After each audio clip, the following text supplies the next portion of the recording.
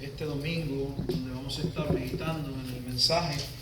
Y le invito a abrir su Biblia en el Evangelio según Mateo, Evangelio de Mateo. Y vamos a estar en el capítulo 9, Evangelio de Mateo, capítulo 9. Y vamos a estar dando lectura del versículo 18 hasta el versículo 26. Es la porción que corresponde al mensaje en esta hora. Mateo capítulo 9, versículos 18 al 26, y leemos la palabra de Dios con reverencia, en nombre de Dios Padre, Dios Hijo y Dios amado Espíritu Santo, y lee así la poderosa palabra de Dios. Mientras él les decía estas cosas, vino un hombre principal y se postró ante él, diciendo: mi hija acaba de morir, mas ven y pon tu mano sobre ella y vivirá. Y se levantó Jesús y le siguió con sus discípulos. Y aquí una mujer enferma de flujo de sangre desde hacía 12 años se le acercó por detrás y tocó el borde de su manto, porque decía dentro de sí: si tocare solamente su manto, seré salva. Pero Jesús, volviéndose y mirándola, dijo: ten ánimo, hija, tu fe te ha salvado. Y la mujer fue salva desde aquella hora. Al entrar Jesús en la casa del principal, viendo a los que tocaban flautas y la gente que hacía alboroto, les dijo: apartaos, porque la niña no está muerta, sino duerme. Y se burlaban de él. Pero cuando la gente había sido echada afuera, entró y tomó de la mano a la niña, y ella se levantó. Y se difundió la fama de esto por toda aquella tierra. Vamos a ver. Amado Dios y Padre eterno, te damos gracias en esta tarde. Gracias una vez más por el privilegio de poder ser expuestos a tu palabra.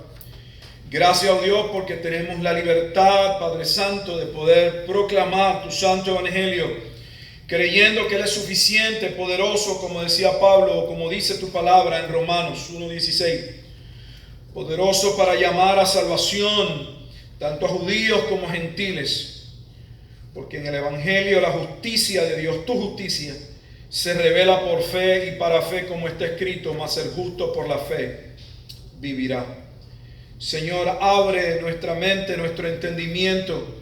Ilumina, Espíritu Santo, oh Dios, nuestro corazón de tal manera que podamos entender lo que ya, oh Dios, tú has revelado en tu palabra. Que teniendo conocimiento, entendimiento del mismo, podamos disponer nuestra vida para hacer aquellos cambios que tu palabra nos llama, para arrepentirnos de aquellas cosas, oh Dios, que estamos haciendo que son contra tu voluntad, para alinear nuestros pensamientos a tus pensamientos, pues reconocemos que los tuyos son más grandes que los nuestros. Renueva, oh Dios, una mente y un corazón recto, como decía el salmista. Gracias una vez más por tu palabra. Y permite, oh Dios, Señor, una vez más, que la misma, según tu gracia y según es proclamada, pueda tu Espíritu, Señor, en aquellos que en tu gracia han de recibirla, ser, oh Dios, tocados y transformados una vez más, de gloria en gloria, conforme a la gracia, Señor, que tú tienes sobre cada uno de nosotros. Te damos gracias por tu pueblo en esta tarde. Gracias por los que aquí están. Gracias por aquellos que hubiesen querido estar y tal vez por alguna razón ajena a su voluntad no están. Ten misericordia de ellos. Guarda a nuestros hermanos que tal vez se encuentran fuera, como Karen, otros que puedan estar viajando. Guarda su entrada y su salida, que podamos darte la honra y la gloria en todo. Y si hay alguien, oh Dios Padre, que hoy tu palabra habla a su corazón y tu Espíritu aplica esa palabra cambiando el corazón, creando nuevos afectos y llevándolo a Cristo, Señor, te damos gracias por la salvación y pedimos que tal persona en su momento dado pueda hacerlo público, especialmente a través del acto del bautismo. Gracias, Padre, en esta hora. Nos encomendamos a tu cuidado y creemos, oh Dios, que tú has hablado tu palabra y tu pueblo con humildad la recibe en el nombre de Cristo Jesús. Amén. Y amén. Nos encontramos en el capítulo 9 del Evangelio de Mateo y hoy vamos a compartir esa porción que acabamos de leer del versículo 18 hasta el versículo 26. ¿Qué es lo que hemos visto hasta ahora en Mateo capítulo 9? Comenzamos el capítulo 9 viendo que Jesús tiene autoridad para perdonar pecados. Habíamos visto en el capítulo 8 cómo la autoridad de Jesús va más allá de su forma de predicar, de enseñar, de interpretar la ley de Dios. Muestra una misericordia que nadie esperaba. La sanación del leproso, la sanación del siervo del centurión y cada uno de esos sucesos que vimos en el capítulo 8. Ahora entramos al capítulo 9 y nos encontramos con aquel hombre que era traído ante la consideración de Jesús en una camilla, en su lecho. Y vemos cómo Jesús tuvo misericordia de él, no solamente permitiéndole caminar, sino haciendo algo mucho más grande, perdonando sus pecados. Así que en Mateo 9 vemos a Jesús perdonando, teniendo autoridad para perdonar pecados, algo que solamente le es dado a Dios. Y debemos entender que dentro del proceso de lo que Mateo nos está compartiendo es a lo que realmente Jesús ha venido. Si recordarán en el capítulo 8, luego de la sanación del leproso, luego de la sanación del siervo del centurión y luego de mostrarnos cómo Jesús entonces atiende también la sanación de la suegra de Pedro y algunos endemoniados y enfermos que le trajeron a su consideración. En Mateo capítulo 8, versículo 17 específicamente, Mateo cita a Isaías capítulo 53 para decirnos que Jesús lo que está haciendo es la obra del siervo sufriente, de aquel que Isaías había profetizado, que tomaría el pecado de su pueblo sobre sí mismo para traer salvación. Ahora estamos viendo porque Jesús tiene poder para perdonar pecados, porque Él vino a tomar el pecado sobre sí mismo de todos aquellos que Él salvaría. Vimos que esa gracia inmediatamente se evidencia en el llamamiento de Mateo. Otro hombre que de manera inusual, un publicano que nadie hubiese escogido, que nadie hubiese llamado, es llamado simple y sencillamente por la gracia y la misericordia de Dios a salvación. Y vemos cómo esa salvación trajo el que Mateo, contento por lo que había sucedido en su vida, le hiciese una fiesta. Y vimos cómo en esa fiesta entonces estuvieron pendientes allí los escribas. Y aún lamentablemente participaron en ese momento dado algunos de los discípulos de Juan, aunque dijimos que posiblemente la pregunta de ellos con relación a lo que estaba pasando, porque sus discípulos no ayunaban, no era una pregunta como otras que habían lanzado los escribas en el momento dado, los fariseos o los saduceos, tratando de levantar cuestionamientos o tratando de presentar a Jesús o colocándolo en una situación difícil, confrontativa frente al pueblo. Era una pregunta genuina. Y cómo Jesús responde a la pregunta del ayuno. Y vimos que no hay ningún acto religioso, no importa si está hecho con la buena intención, que pueda suplir lo que realmente tenemos en Cristo. En Cristo está todo lo que necesitamos. No era momento para estar triste. Había llegado el Rey. Están siendo llamados todos los que van a ser introducidos al reino, así que debían estar en fiesta. Sin embargo, entendemos que los discípulos de Juan el Bautista, especialmente en aquel momento dado, se encontraban en unas circunstancias difíciles. Juan el Bautista, quien había sido su pastor, por así decirlo, el anciano que los había conducido hasta ese momento, se encontraba preso.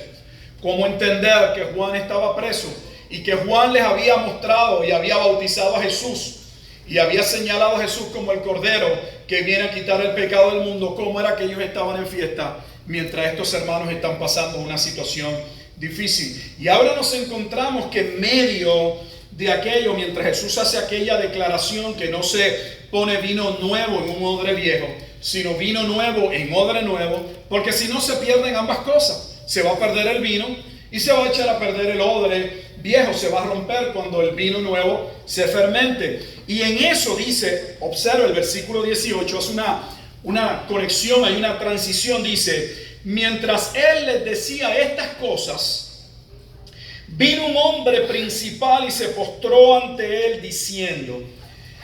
Este es otro de esos pasajes que necesitamos verlo a la luz de una visión sinóptica. Y sé que he sido repetitivo, pero lo hago solamente en términos de que usted lo vaya aprendiendo, a lo mejor de una no, de otra, de una segunda tal vez. Una visión sinóptica no es otra cosa que una visión comparativa entre Mateo, Marcos y Lucas. Por lo general se excluye en esa visión sinóptica el Evangelio de Juan porque presenta un tanto un bosquejo diferente de los hechos. Pero Mateo, Marcos y Lucas presentan unos relatos muy similares y eso es lo que significa una visión sinóptica, una visión comparativa entre Mateo, Marcos y Lucas.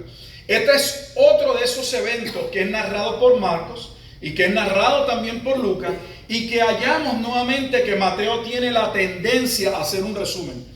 Mateo siempre tiene la tendencia a ir directamente, en mi país decimos al grano, al punto, a no darle vuelta al asunto, a poner las cosas claras. Sin embargo, notamos en la lectura de Marcos y también en la de Lucas que ofrecen unos detalles que tal vez no son necesariamente importantes para la comprensión de lo que es básico, pero nos ayudan a tener un cuadro más claro, ya que nosotros no estuvimos en ese lugar. Por ejemplo, aquí no nos da el nombre de la persona que se acerca a Jesús en el Evangelio de Mateo. Sin embargo, el Evangelio de Marcos y el Evangelio de Lucas nos dicen el nombre de la persona. Nos dicen que se llamaba Jairo. También en los otros evangelios se nos dice que este hombre era un principal entre los judíos. No se destaca solamente en Mateo, habla de principal, pero habla de la sinagoga. O sea que habían varias organizaciones judías y especialmente nos dice que era la sinagoga. Estaba también, ¿verdad?, lo que era el Sanedrín, ese cuerpo, podríamos decir, judicial, compuesto por diferentes personas muy preeminentes que eran los que tomaban decisiones con relación a asuntos tanto de pecados como nacionales del pueblo, y estaba compuesto tanto de fariseos y saduceos, aunque los saduceos muchas veces tendían a ser mayoritarios en este punto. Ahora, quiero que observe también cómo hay un cambio en la manera en que Mateo presenta el cuadro. Donde estamos leyendo, se nos dice, observe, mi hija acaba de morir. Es la lectura de Mateo. Cuando vamos a Marcos y a Lucas, el relato no dice que cuando él viene, Jairo, la hija está muerta. Uno dice que está agonizando o que está grave. O sea, no ha muerto todavía. Solo que Mateo inmediatamente ya la presenta, ya al punto, ya se murió. La muchacha murió, en el proceso muere. Pero realmente en el momento en que viene esta persona solicitando la ayuda, la muchacha, la hija, que de hecho aquí tampoco lo dice, para que vea la importancia de la visión sinóptica, en los otros evangelios nos dice que tenía 12 años. Se nos dice, sí, que la mujer del flujo de sangre, que va a detener en un momento dado la caravana que va hacia la casa, ¿verdad?, de Jairo, que ella tenía 12 años que estaba con flujo de sangre. Pero en los otros evangelios también vemos que esta tenía 12 años y más que 12 años. En uno de ellos nos dice que era su única hija. Así que eso todavía nos pone en una situación de por qué este hombre está sumamente desesperado. Este hombre es un principal y hasta este momento lo que hemos visto es que estos principales lo que han estado es merodeando y viendo cómo cuestionan y cómo levantan cuestionamientos sobre la persona de Jesucristo. Sin embargo, este principal de la sinagoga en su crisis no tuvo ningún problema de acercarse a Jesús, y la manera en que lo hace, una manera con respeto, una manera solicitando por favor. Uno dice que le rogaba, le insistía por favor que fuese, que él sabía que si él iba y ponía su mano sobre su hija se iba a sanar. Quiero que lo veamos. Vamos al Evangelio de Marcos.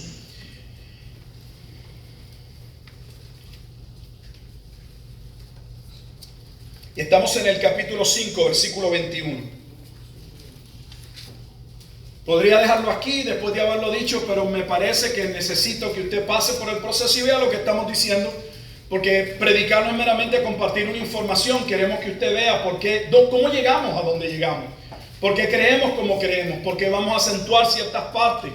Y es importante que usted lo vea en la Escritura, pues si no está en la Escritura usted no tiene por qué creerlo.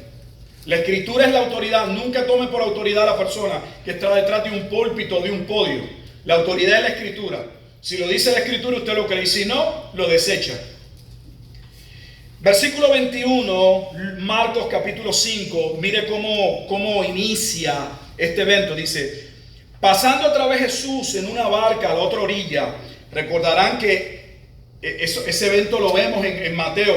De Capernaum llegó a Gadara, llegó al otro lado del mar de Galilea y vuelve del otro lado de Gadara y retorna a Capernaum. Estaban en una zona marítima, porque en Capernaum vivían, dijimos que Andrés y Pedro y posiblemente los hijos de Zebedeo, Jacobo y Juan.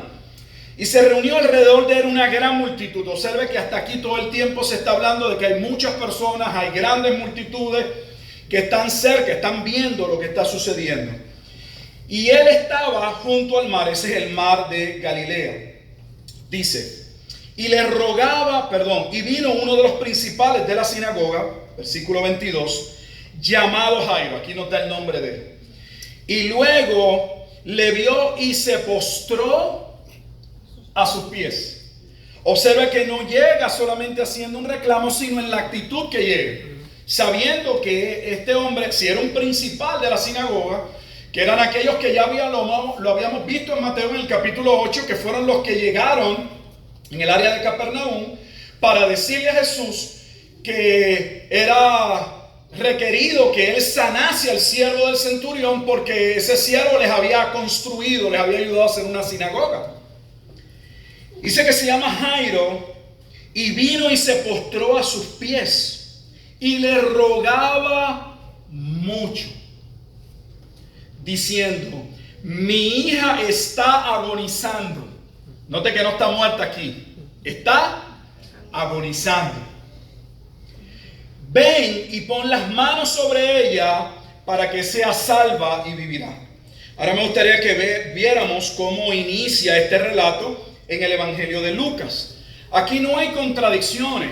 Lo que presentan estos relatos de los evangelios es porque cada evangelista toma la parte de los hechos del acontecimiento que son necesarios para el propósito con el cual en ese momento dado están, o el punto que quieren resaltar. Esa es la razón.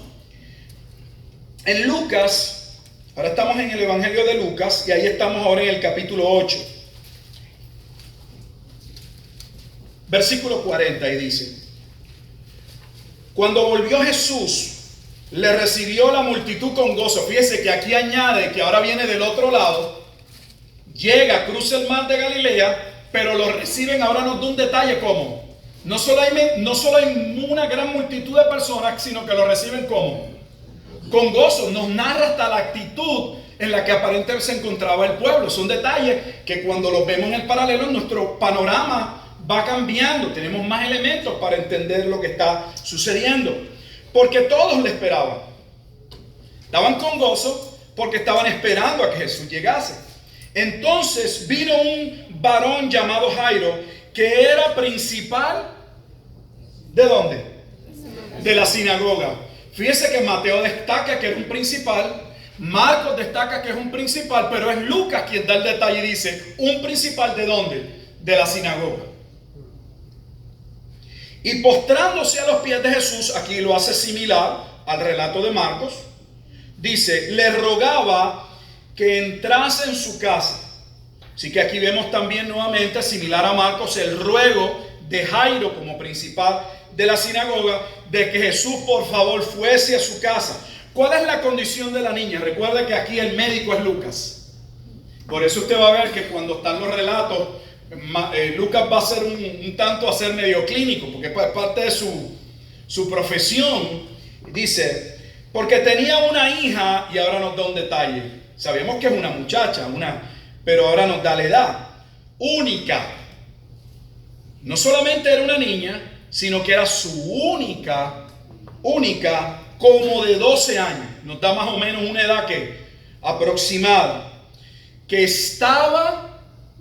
Mateo nos dice que ha muerto. Marcos nos dice que agoniza. Y aquí nos dice que está muriendo. Agonizar y está muriéndose básicamente ¿qué? Lo mismo, dicho de otra manera. Así que mientras nuevamente Mateo ya la lleva al punto de que ha muerto, tanto Marcos como Lucas nos dicen que al momento de llegar a este principal y hacer el reclamo, hacer el ruego, la niña todavía estaba viva. Esto es importante destacarlo porque para que entendamos, porque en un momento dado van a llegar y le van a decir, ¿sabes qué? Ya no molestes al maestro. Porque cuando él va con esperanza, está muriéndose, pero si yo llego a Jesús y él viene, esta es una narración muy similar y paralela a la de Marta y María cuando llaman a Jesús para que vaya a sanar a Lázaro. El cuadro, la escena es muy similar en ese sentido. Dice, y mientras iba, la multitud le oprimía. Y vamos a ver eso. Vamos a regresar a Mateo. Solo quería que viesen que lo que estoy diciendo lo podemos constatar. Y lo hago con el propósito de que cuando usted estudie la Biblia, lo he dicho en otras ocasiones, saque tiempo. Y lea no solamente ese relato. Si hay un pasaje paralelo, una referencia, vaya a esa referencia y tómese el tiempo de leer ese otro pasaje. Porque eso le va a ayudar en su comprensión de la narración y para poder interpretar el pasaje de manera correcta.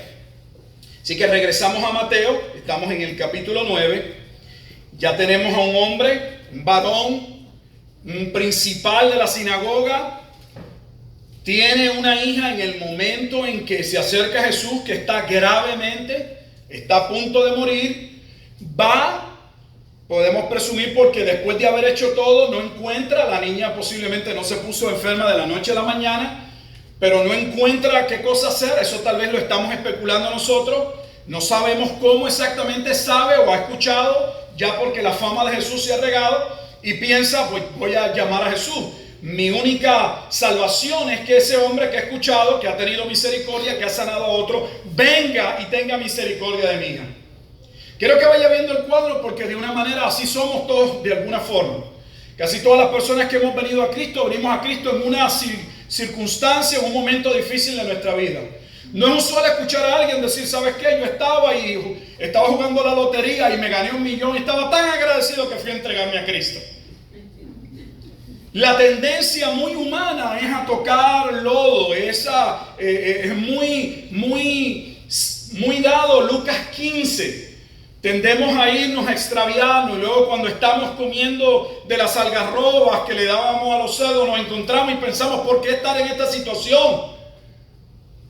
Si hay un Padre en los cielos, si hay un Dios que me ama, ¿por qué estar aquí? Y claro, eso que pasó en el hijo pródigo es un cambio que solamente pudo haberlo provocado Dios para guiarlo a sí mismo, como la Escritura lo narra. El Padre solamente nos puede conducir a su Hijo Jesucristo. Así que estamos viendo este cuadro, esta escena, todo lo que está pasando y lo que estamos viendo, y quiero que ustedes se envuelvan en la escena, de que piensen y se pongan en la situación de este hombre.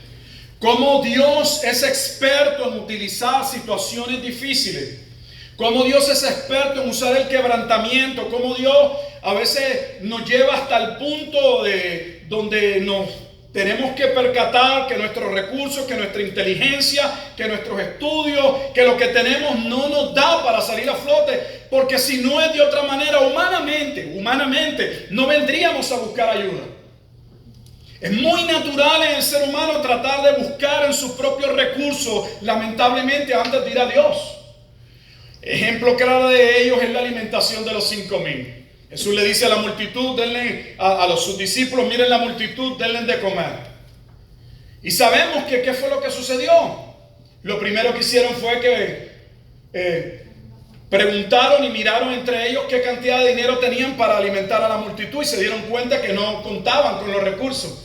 Y aún uniendo 300 denarios, que eran 300 días del salario de un soldado romano, no darían para que pudiesen comer un poco. Y luego, frustrados, entonces fueron y salieron a ver qué era lo que la gente tenía para ver entonces cómo podían mitigar, cómo podían trabajar la situación que parecía a todas luces grave. No tenían la manera de suplir necesidad.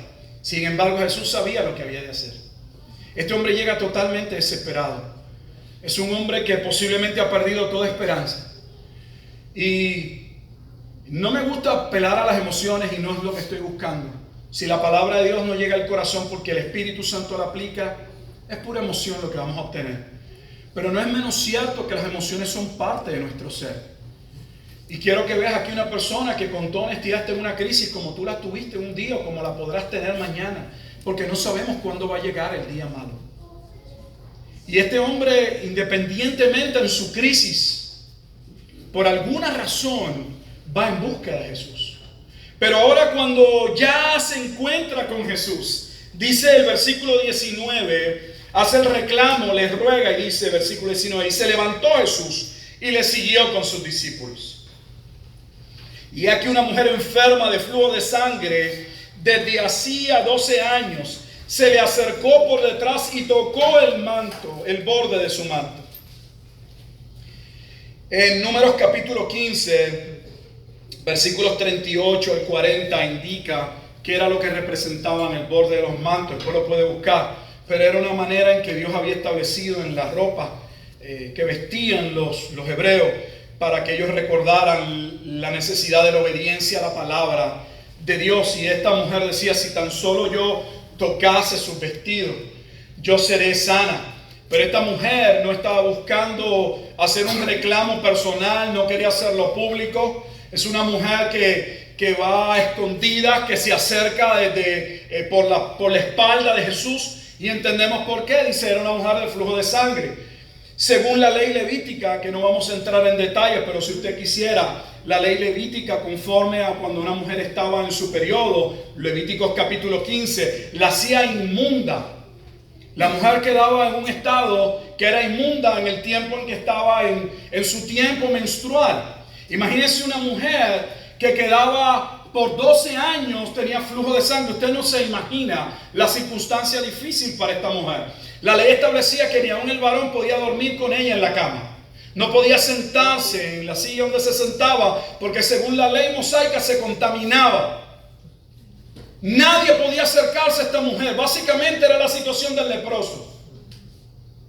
Nuevamente observamos que Mateo está dando evidencia, nos está mostrando cómo Jesús tiene una misericordia especial que no tiene que tener hacia los pecadores, pero que aún decide tenerla en su gracia sobre las personas que menos esperaríamos que Él se acercase. Esta mujer no sabemos en qué condición vivía, pero es posiblemente que esta mujer haya tenido en su momento dado algunos recursos económicos.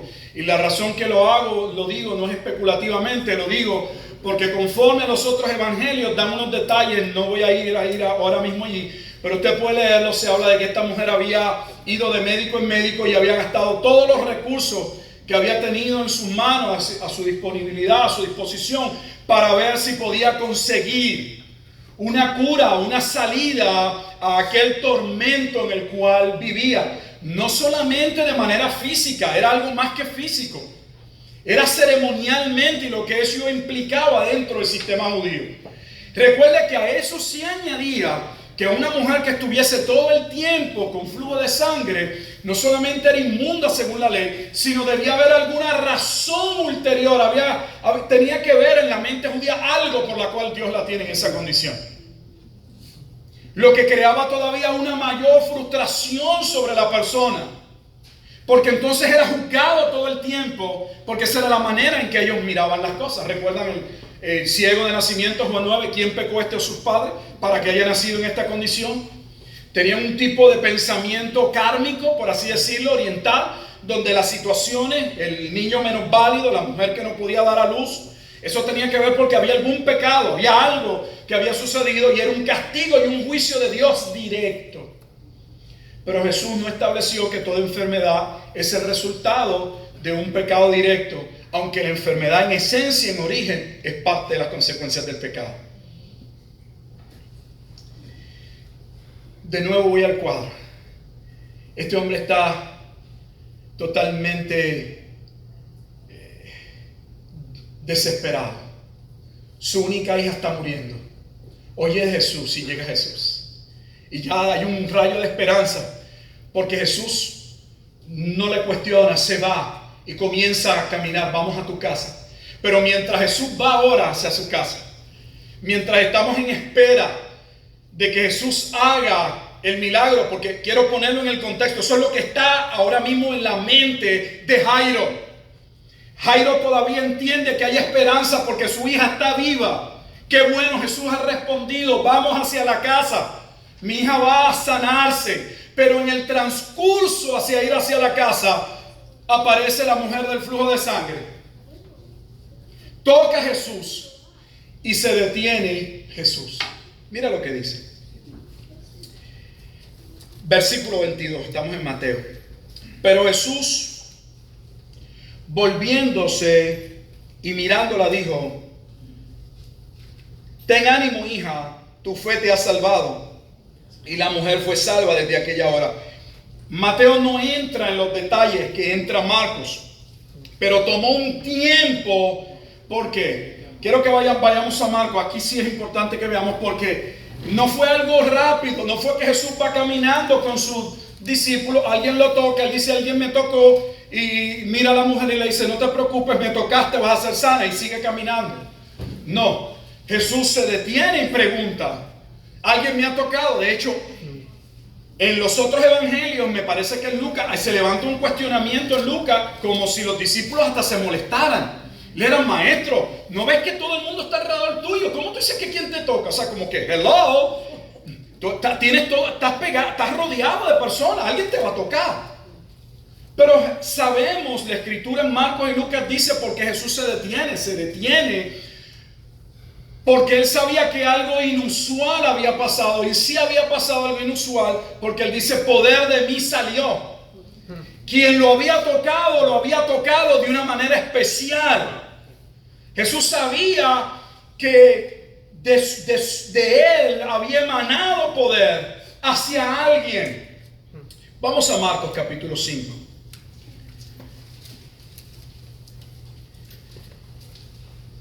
Versículo 30.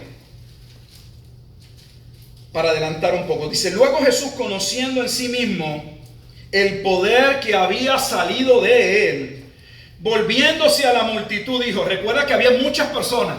Ahora se vira, hay una multitud.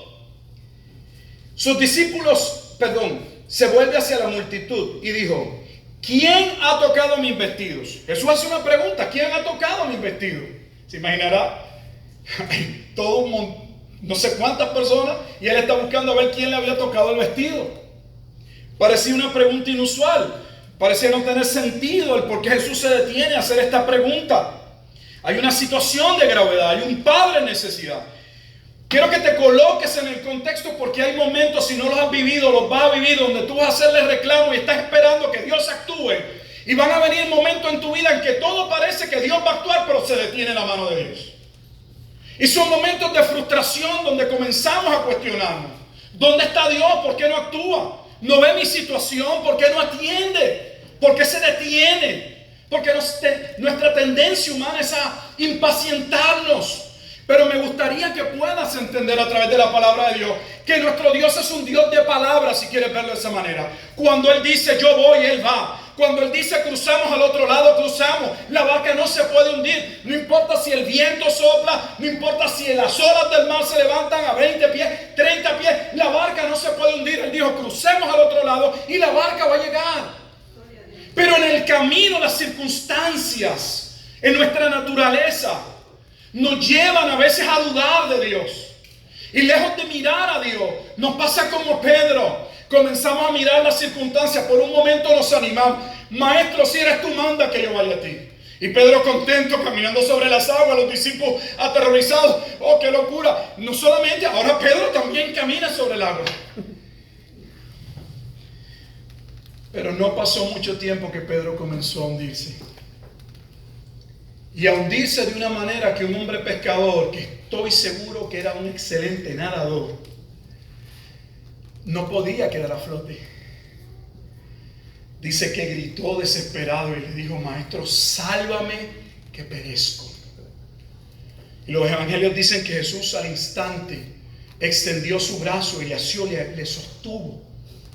Va a haber momentos en nuestra vida donde nos encontramos en circunstancias similares a las de Jairo. Posiblemente las estás viviendo y estás orando y estás esperando, pero parece que se retarda y las circunstancias no parecen favorecer las cosas. Jesús se detiene: ¿quién ha tocado a mis discípulos? Sus discípulos le dijeron, imagínense, ves que la multitud te aprieta y dice: ¿quién me ha tocado? O sea, sus discípulos hasta le cuestionaron. Los discípulos dicen: maestro, hello, estás crazy, estás Mira todas las personas que están al lado tuyo y te preguntas quién te ha tocado. Cualquiera te pudo haber tocado. Jesús no se puso a entrar en dimes y diretes con sus discípulos. Dice, pero él miraba alrededor, Jesús, para ver quién había hecho esto. O sea que obviamente Jesús sabía que había salido poder de él, pero él sabía que si poder había salido de él era porque alguien había actuado, había venido en fe hacia él. Él quería saber qué persona el Padre había traído hacia él para que le tocase y esa persona recibiese poder. Entonces la mujer temiendo, versículo 33, eso no lo dice Mateo. O sea, todo esto no pasa en un momento, no fueron en segundos. O sea, ve a Jesús, se detiene, hace esta pregunta, sus discípulos le dicen, mira, pero ¿qué está pasando? ¿Por qué te pones a preguntar quién te tocó? Tú no ves que te rodea la gente. Y Jesús comienza a mirar como quiere, él quiere saber quién le ha tocado. Y mientras Jesús empieza a observar, observe lo que dice, la mujer temiendo y temblando,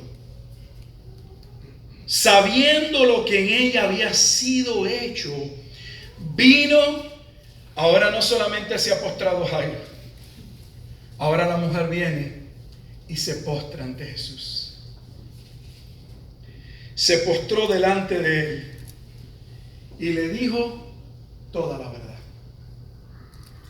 Yo no voy a especular que es toda la verdad, pero estoy seguro que toda la verdad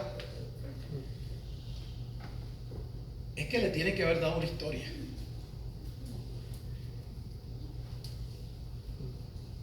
No sé si todos los hombres somos iguales, presumo que no lo somos. Pero tendemos a ser como Mateo. Tendemos a resumir las cosas. Y a veces hasta nos desesperamos con nuestra esposa. Mi esposa sale, y no lo digo porque me desespere con ella, aunque a veces sí. Ella sale, por ejemplo, al H-E-B. Y ella llega y ella te quiere decir todo lo que compró y los especiales.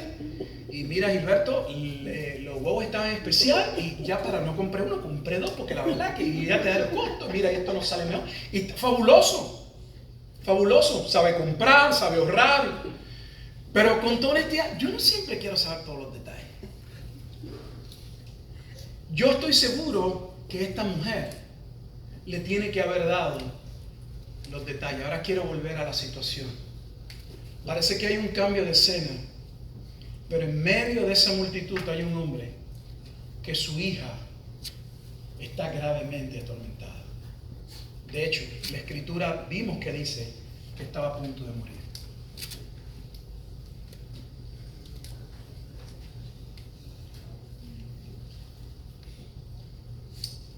Regresamos a Mateo en el capítulo 9. Vamos a regresar a Marcos, pero quiero que vean las diferencias. Observe que Jesús se dirige a ella en el versículo 22 y le dice, volviéndose y mirándola, dijo, ten ánimo, hija, tu fe te ha salvado. Y la mujer fue salva desde aquella hora. Inmediatamente, Mateo dice, y al entrar Jesús en la casa del principal. O sea que inmediatamente que le dice ya, Mateo todo lo resume, ya puso a Jesús en la casa. Pero así no fue que pasó. Sí, Jesús va a entrar, pero cuando regresamos a Marcos o Lucas se nos dice que mientras Jesús va de camino, de hecho, Jesús hace una selección de los discípulos que él quiere que entren con él a la casa. Y solamente se lleva a 3 de sus discípulos, a Pedro, a Jacobo y a Juan. De los 12, esos 3 por alguna razón, en ciertos eventos, como en la monte de la transfiguración, Jesús se apartaba con esos discípulos. Y le pidió a los demás que no entrasen. Solamente Jesús entró con esos 3 discípulos, él, el papá y la mamá. Porque aun cuando llega a la casa, estaba lo que era muy tradicional a unas familias pobres. Cuando moría una persona, eso salió de una tradición de uno de los reyes. No voy a entrar en la historia, pero tiene que ver con uno de los reyes de Israel que muere. Y en un momento dado se hace un tipo de culto fúnebre donde pues estaban todos estos lamentos y luego se tomó como una normativa para el momento de la muerte, el traer la las personas para que empezasen a llorar y lo que llamaban las lloronas y todo este tipo todo un proceso de demostrar luto, de dolor. La familia estaba, ¿verdad? Aún las familias más pobres se les daba los recursos para que pudiesen tener 2 o 3 cantoras de esas llorando y personas allí. Así que se imaginará cuando Jesús llega, este hombre que es principal, yo me imagino que tendría una orquesta y había un coro de lloronas. Todo el mundo está llorando. Y Jesús le dice a Jairo: mándate a callar la orquesta. Y las voces de las lloronas esas, si les pagaste, sácalas de aquí. Jesús no solamente no va a entrar con todos sus discípulos, va a entrar solamente con 3. Le dice: yo voy a entrar a la casa, pero solamente vamos a entrar yo, o sea, mis 3 discípulos, yo y tú y tu esposa. Todos los demás salgan fuera. Y así sucede. Mire cómo lo narran en ese sentido Marcos.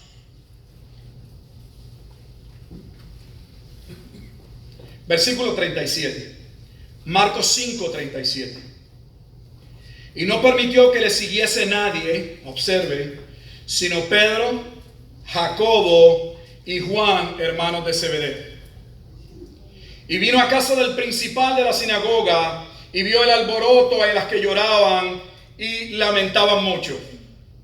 Así que no estaba dramatizando algo, realmente era lo que estaba sucediendo. Y entrando les dijo: ¿por qué alborotáis y lloráis? La niña no está muerta, sino duerme. Y se burlaban de él.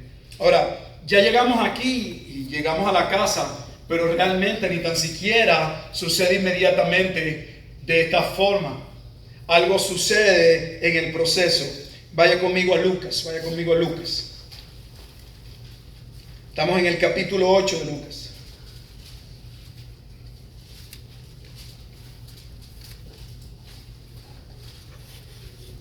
Versículo 49.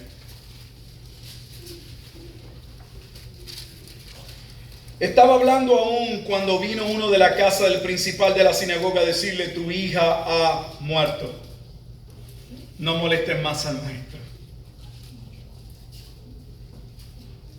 Jesús ya está por entrar a la casa. Y cuando Jesús ya va a entrar a la casa, llegan a decirle: ¿sabes qué? Tu hija murió. No molestes al maestro. No lo molestes. Me impactan las palabras de Jesús, versículo 50. Oyéndolo Jesús, le respondió a Jairo: lo que diga los de afuera no es importante. Lo importante para ti y para mí es lo que dice Jesús. Amén. Pero tenemos problemas porque nos pasamos nuestra vida, a veces autojuzgándonos, a veces evaluándonos sobre el criterio, sobre la base de otros, cuando realmente lo que debería importar es mi relación con Cristo, es lo que Él dice sobre mí. Jesús le dice: no temas, cree solamente y serás salva. ¿Se imagina cómo estuvo este hombre en este momento? Ya estamos terminando la historia. Este hombre llega desesperado. Jesús accede a ir a su casa. Separa todo el comité y la caravana que viene, que al final no los va a permitir entrar, pero se detienen porque esta mujer interrumpe aparentemente la obra que Jesús va a hacer. Y mientras todo esto sucede, este hombre está agonizando. Y cuando ya por fin la mujer termina de dar su historia y Jesús le dice: ¿sabes qué? Tu fe te ha salvado. Llegan y le dicen: no le digas al maestro, no, ni te molestes ya. Ya no hay esperanza. Murió. Y Jesús le dice a Jairo: ¿sabes qué? No temas, cree solamente. ¿Qué significa no temas, cree solamente? Mantente firme, mantente creyendo, confía en mí. ¿Por qué le dice no temas? Porque todas las circunstancias, desde el punto de vista humano, iban a llevar a cuestionar, a desesperarse, a pensar, se acabó, ya no hay esperanza. Pero Jesús le dice, sí hay esperanza. Yo te doy mi palabra y vamos a tu casa. Qué maravilloso. Lo que necesitamos es creerle a Dios. Debería ser nuevamente más importante la palabra de Jesús que las circunstancias. Sin embargo, tenemos la tendencia a mirar los resultados médicos, a mirar todo lo demás y decir, ya aquí no se puede hacer nada. Cuando deberíamos ir nuevamente a la palabra de Dios y decir, no importa lo que aquí mi Dios me dice. Yo no voy a temer, yo me voy a mantener creyendo lo que Dios dice. Y dice que entrando en la casa, aquí en Lucas, no dejó entrar a nadie consigo. Lucas corrobora lo que vimos en Marcos, sino a Pedro, a Jacobo y a Juan, pero nos dice también al padre y a la madre de la niña. Y lloraban todos y hacían lamentos por ella. Pero él dijo, no lloréis, no está muerta, sino que duerme. Y se burlaban de él, sabiendo que estaba muerta. Mas él tomándola de la mano, en Marcos dice diciéndole, mientras la tomaba de la mano, Talita cumia, niña, a ti te digo, levántate. Tomándola de la mano, diciéndole, muchacha, levántate. Entonces, dejo la narración en Lucas, porque Lucas añade algo que no pone Mateo ni Marcos. Y es que Lucas presenta, por si hay alguna duda, de que esta niña, porque algunos comentaristas llegan a querer decir que esta niña había sufrido una especie de desmayo, que realmente no estaba muerta. Por lo tanto, esta es la famosa alta crítica, que son más teólogos que teólogos, que todo lo que están cuestionando, todo lo que suena milagroso, hay que cuestionarlo, porque todo tiene que ser racional. Y Lucas nos presenta que realmente estaba muerta y lo pone como médico diciendo que el espíritu regresó a ella. Que no es que estaba en una coma, sino que estaba realmente muerta. Mire cómo dice. Entonces su espíritu, versículo 55, Lucas 8:55, estamos terminando la historia. Entonces su espíritu volvió e inmediatamente se levantó. O sea, Jesús habla y le dice a la niña que se levante, y de la mano con la palabra de Jesús, el espíritu vuelve a la niña.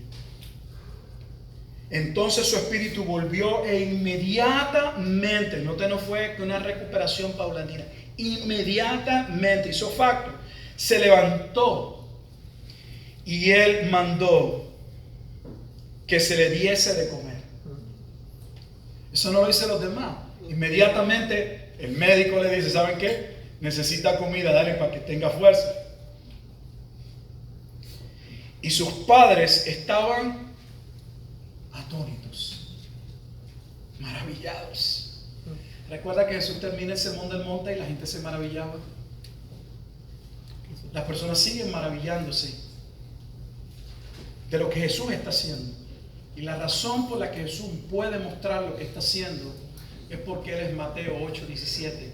Él es el siervo sufriente, Él es el Mesías, Él es el Cristo.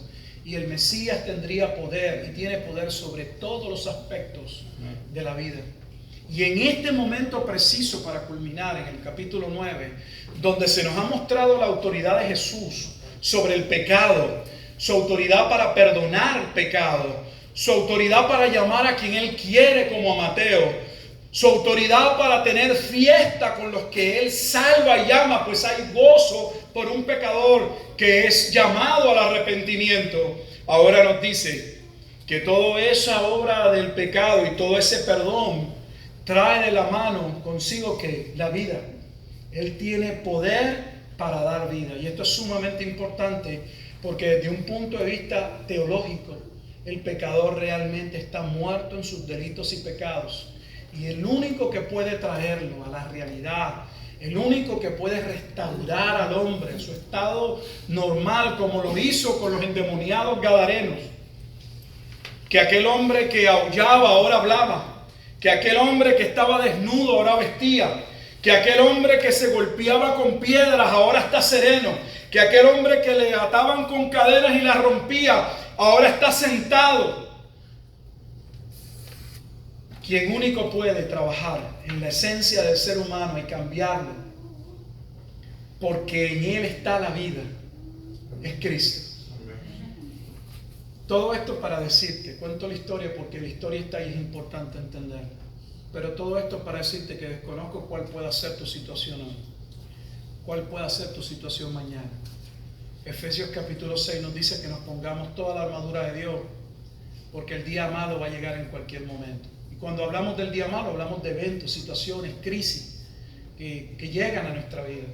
No importa si eres creyente o no eres creyente, las situaciones vienen. Eclesiastés dice que el rico y el pobre mueren, y tanto el uno como el otro se enferman. Pero tener conciencia de que no estamos solos en el camino, de que nuestra crisis no se trata de que Jesús va caminando a nuestro lado, de que Él nos selló con su Espíritu, de que Cristo en nosotros es la esperanza de gloria. Nos da a los creyentes un consuelo y una paz tremenda para poder sobreponernos a las aflicciones de este siglo. Jesús dijo: en el mundo tendréis aflicción, pero confiad, yo he vencido al mundo. Isaías dice: tú guardarás en completa paz aquel en cuyo pensamiento en ti persevera, porque en ti ha confiado. Filipenses capítulo 4 dice que no estemos afanosos, sino que sean conocidas todas nuestras peticiones delante de Dios con toda oración, ruego y súplica. Y la paz que sobrepasa todo entendimiento guardaría nuestros corazones y nuestras mentes en Cristo Jesús. Necesitamos creerle a Dios. Su palabra es válida. Tal vez la palabra de otros hombres no es válida. Tal vez muchos nos han dado su palabra y nos han dejado en vergüenza. Esperábamos en ellos y no cumplieron. Pero Jesús cumple su palabra. Y nosotros estamos seguros en Él. Y esta es una de esas porciones que cuando la vemos, la podemos analizar de muchas perspectivas. Desde la perspectiva tal vez básica que quería presentarla, de cómo en la escuela del dolor, en la escuela de la crisis, es cuando humanamente más pronto estamos para escuchar a Dios. Eso no significa que todo el que atraviesa por una crisis va a venir realmente buscando verdaderamente a Dios. Lo que estoy diciendo es que desde un punto de vista humano la tendencia es a que Dios permita la crisis, que cuando estamos en la crisis entonces Dios se manifieste como el sanador, como el salvador, ¿verdad? Como aquel que nos sostiene en medio de las tormentas. Cuando usted mira los salmos, cada uno de esos nombres que ponía el salmista eran momentos y situaciones en las cuales él vio a Dios obrar de manera diferente. Por eso decía: Él es castillo, Él es torre fuerte, Él es como el águila. Y diferentes descripciones de cómo él había visto a Dios obrando en medio de sus situaciones. Mi palabra para ti de reflexión en esta hora es: confía en Dios. No temas, cree solamente. Si es lo único que puedes pensar en esta hora, te repito las palabras de Jesús a Jairo, porque son palabras para nosotros sus hijos. No temas, cree solamente. No sé cuál sea tu situación, no pretendo entenderla, no voy a juzgar por qué estás pasando por lo que estás pasando, puedas vivir lo que estés viviendo, pero es más importante la palabra de Dios. Y Él dice: no temas, cree solamente. Tu hija le dijo: será salva. Qué maravilloso. Padre, te damos gracias en esta hora, porque aunque vivimos en un mundo de crisis, de tormentos, y un mundo de crisis, de vicisitudes y situaciones y tormentas que nosotros hemos creado, porque nuestro propio pecado y nuestra rebeldía, no solamente la que nos lleva a tomar decisiones donde erramos y nos desubicamos de tu voluntad, sino que aún tu palabra dice que este mundo, Señor, sufre las consecuencias de que el hombre se haya extraviado del pecado. Tu palabra dice que aún la creación gime esperando la redención de los hijos de Dios, porque la creación misma será libertada del cautiverio por causa de nuestro pecado. Señor, reconocemos nuestra falta. De hecho, realmente ni tan siquiera tenemos una conciencia, una comprensión completa de lo que significa habernos rebelado contra ti. Pero te damos gracias por esa misericordia con la cual un Dios como tú puede perdonar. Viniste a este mundo donde sabías que te íbamos a humillar, donde sabías que te íbamos a menospreciar, donde seres humanos que nos hemos revelado, te juzgaríamos. Pero en tu gracia, en tu misericordia, Señor, aguantarías, tomarías forma de siervo, hecho semejante a los hombres. Y tendrías misericordia de figuras de barro que están vivas solamente por tu soplo y por tu gracia.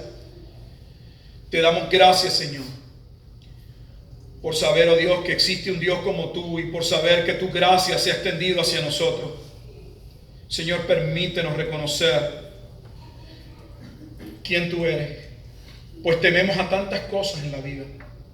Tememos a la enfermedad. Tememos a quedarnos solos.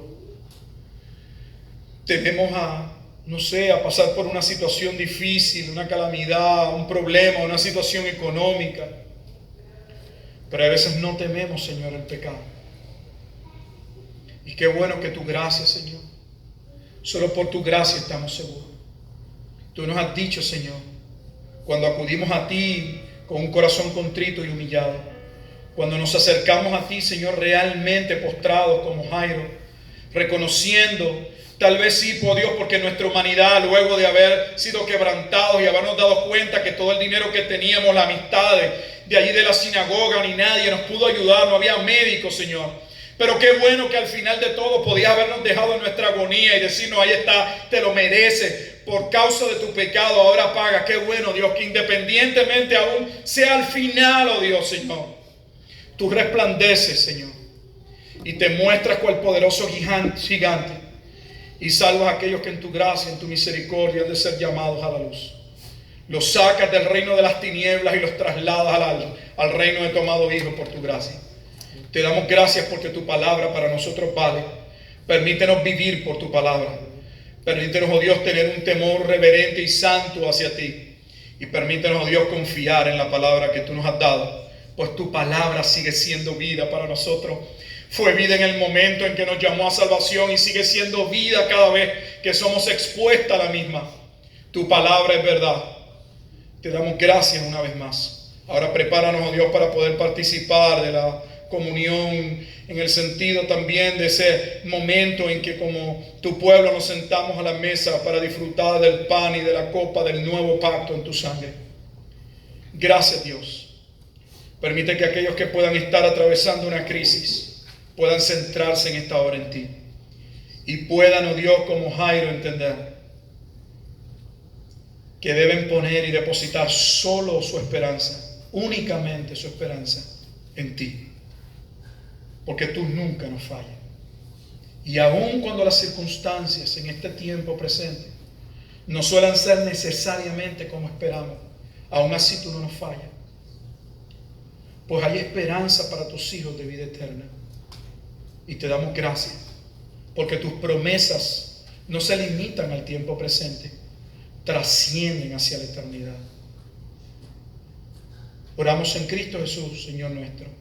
También nosotros atónitos, maravillados de tu poder para perdonar pecados, para llamar pecadores, oh Dios, y para dar vida a esos pecadores. Pues eso es lo que hemos visto hasta ahora en Mateo 9. Y damos toda gloria y honra a Cristo, quien la merece. Amén y amén.